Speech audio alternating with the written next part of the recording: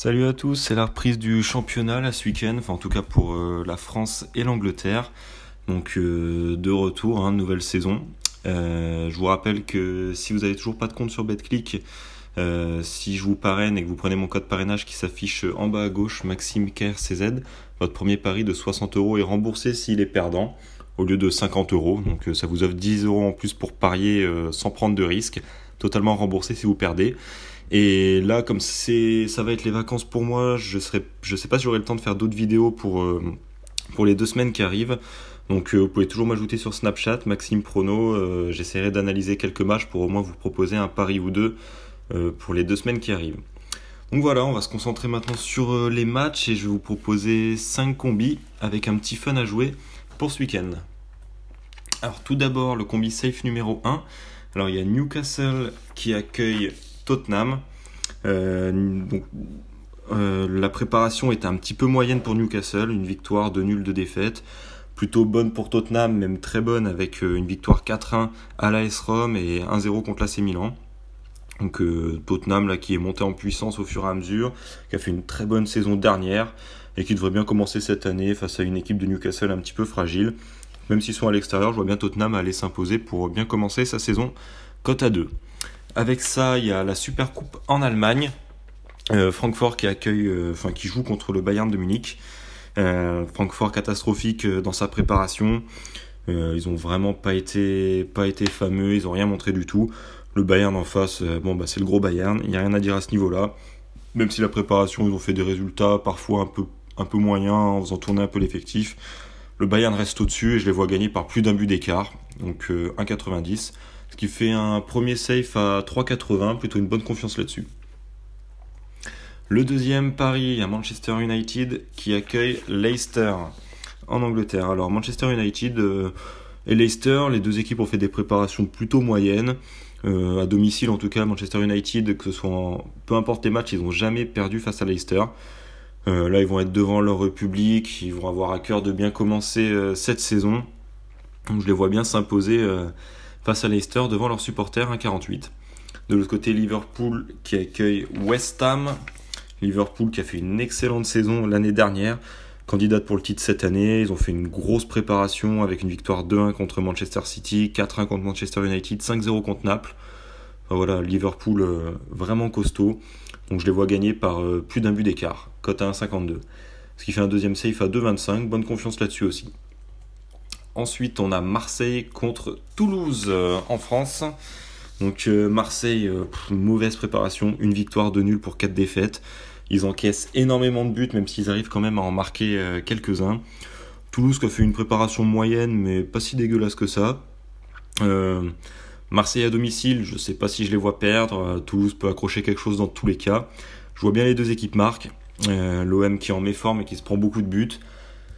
Ouais, il y avait peut-être un double chance qui pouvait se tenter avec Toulouse ou nul ou quelque chose comme ça, mais moi je préfère mettre les deux équipes marques. Pour moi, c'est ce qu'il y a de plus sûr dans ce match-là.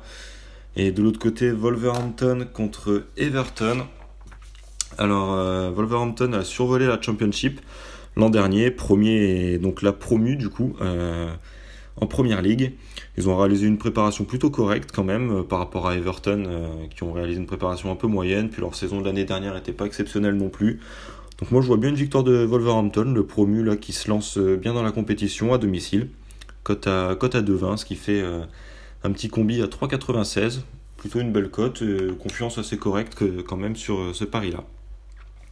Ensuite on a Arsenal contre Manchester City, première journée et déjà un très très gros choc en Angleterre. Arsenal, nouvelle déception avec la non-qualification en Champions League. Le départ d'Arsène Wenger, mais ils ont fait une préparation plutôt intéressante quand même avec leur nouvel entraîneur. Manchester City de l'autre côté, ils ont été énormes l'année dernière, et encore très bons là contre Chelsea, notamment avec le Community Shield où ils ont gagné 2-0. Donc, même si Arsenal a fait une bonne préparation avec son nouveau coach, là c'est un début de saison, et même s'ils sont à domicile, City, je les vois au-dessus. Grosse équipe de City, ils ont bien géré leur préparation.